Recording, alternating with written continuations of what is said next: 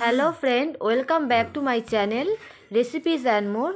আশা করছি আপনারা সকলেই খুব ভালো আছেন। আর আজকের আমি বানাতে চলেছি সর্ষে ডিম পোস্ত। এই রেসিপিটি গরম ভাতের সঙ্গে খেতে দুর্দান্ত লাগে, আর কিছুই লাগে না। দেখুন বন্ধুরা কীরকমভাবে আমি রান্নাটা করছি।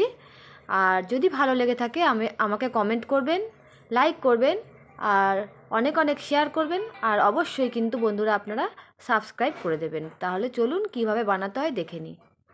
রেসিপিটি বানানোর জন্য এখানে আমি 7টা মতন ডিম নিয়ে নিয়েছি। এবার ডিমটাকে ধুয়ে ভালো করে আমি সেদ্ধ করে নেব। আর এখানে আমি একটা গামলার মধ্যে জল দিয়ে সেটাকে আমি ভালো করে সেদ্ধ করে নিচ্ছি ডিমগুলোকে।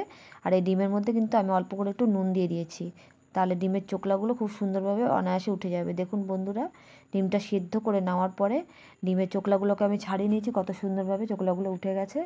এবারে এই প্রত্যেকটা ডিমকে আমি একটু ওই ডিমের খোসা দিয়েই ছোট্ট একটা টুকরো নিয়ে সেটাকে দিয়েই ডিমের দুটো দিক একটু ভালো করে চিড়ে নেব।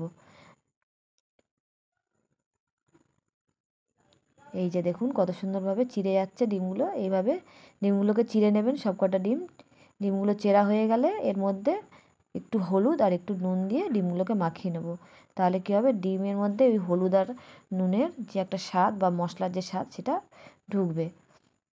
হাত দিয়ে এবার এই হলুদ নুনগুলোকে ডিমের গায়ে ভালো করে মাখিয়ে নিচ্ছি। এবার একটা আমি গ্যাসের ওপর কড়াই বসিয়ে দেবো। কড়াইটা বসিয়ে দিয়েছি, দিয়ে এই কড়াইটা একটু গরম হলে এর মধ্যে আমি দিয়ে দেবো সাদা তেল। আমি রান্নাটা করছি সাদা তেলে। আপনারা যদি মনে করেন সর্ষের তেলে রান্না করবেন তাতেও কোনো অসুবিধা নেই, সর্ষের তেলেও খুব সুন্দর রান্না হয়। সাদা তেল দিয়ে দিলাম পরিমাণ মতন। এবার তেলটা একটু গরম হয়ে গেলে এর মধ্যে প্রত্যেকটা ডিম আমি সুন্দর করে ভেজে নেব লাল লাল করে। দেখুন তেলটা গরম হয়ে গেছে। এবার আমি এই তেলের মধ্যে দিয়ে দিলাম ডিমগুলোকে ভালো করে লাল লাল করে ভেজে তুলে নিতে হবে। এই 4-5 মিনিট মতন একটু ভাজা করে নিলেই হবে। ডিমগুলো হালকা হাতে নেড়ে নিচ্ছি, বেশি জোরে জোরে নাড়লে কিন্তু ভেঙে যাবে। ভাজাটা হয়ে গেছে ডিম। এবার আমি ডিমগুলো সব তুলে নিচ্ছি একটা হাতা দিয়ে। সব ডিমগুলো তুলে নেওয়া হয়ে গেছে। এবার কড়ার মধ্যে যে অবশিষ্ট তেল আছে সেই তেলের মধ্যে আমি কালো জিরে অল্প একটু ফোড়নে দিয়ে দিচ্ছি। কালো জিরেটা 2-3 মিনিট মতন একটু নাড়াচাড়া করে এর মধ্যে আমি দিয়ে দেবো একটা ছোট মিডিয়াম সাইজের পেঁয়াজ কুচি করে রেখেছি, সেই পেঁয়াজ কুচিটা দিয়ে দিচ্ছি। পেঁয়াজ কুচিটা এবার ভালো করে তেলের মধ্যে বাদামি রং করে ভেজে নিতে হবে। বন্ধুরা এইভাবে আপনারা ডিমের এই রেসিপিটি রান্না করে দেখবেন, খুব সুন্দর খেতে হয়।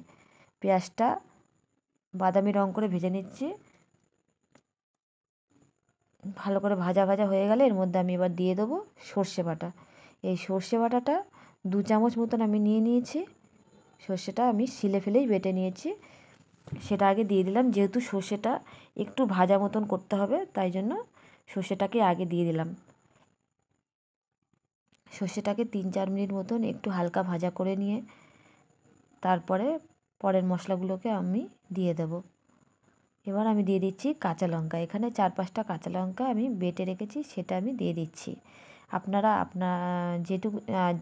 আপনারা যেরকমভাবে ঝাল পছন্দ করেন সেরকম বুঝেই ঝালটা আপনারা ব্যবহার করবেন। একটু ঝাল ঝাল হলেই এই রেসিপিটা খেতে ভালো হয়। কাঁচা লঙ্কাটা একটু নেড়ে চেড়ে নিয়ে এর মধ্যে আমি এবার দিয়ে দিচ্ছি পোস্ত বাটা।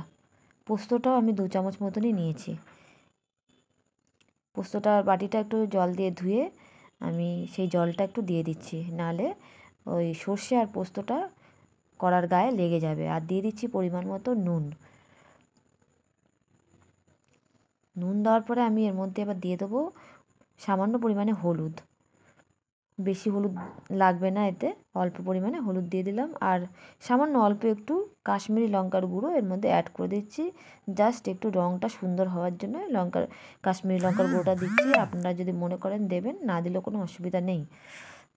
আচ্ছা, এবার সুন্দর করে নেড়ে চেড়ে নিয়ে আমি এর মধ্যে দিয়ে দিচ্ছি অল্প একটু পরিমাণে চিনি। চিনিটা দিলে স্বাদটা আরও সুন্দর হয় বেশি। এবার আমি ডিমগুলো সব দিয়ে দিলাম। ডিমগুলোকে এবার হালকা হাতে 2-3 মিনিট মতন একটু নেড়ে তারপরে এর মধ্যে আমি পরিমাণ মতন একটু জল দিয়ে দেবো, যাতে গা মাখা মতন ঝোলটা হয়, সেরম বুঝেই জলটা দিতে হবে। আপনারা যে যেরকম ঝোল খেতে পছন্দ করেন সেই বুঝেই জলটা দেবেন। জলটা দেওয়া হয়ে গেছে। ডিমটা এবার একটু ভালো মতন ফুটে উঠলে আমাদের রেসিপিটি পুরোপুরি কমপ্লিট।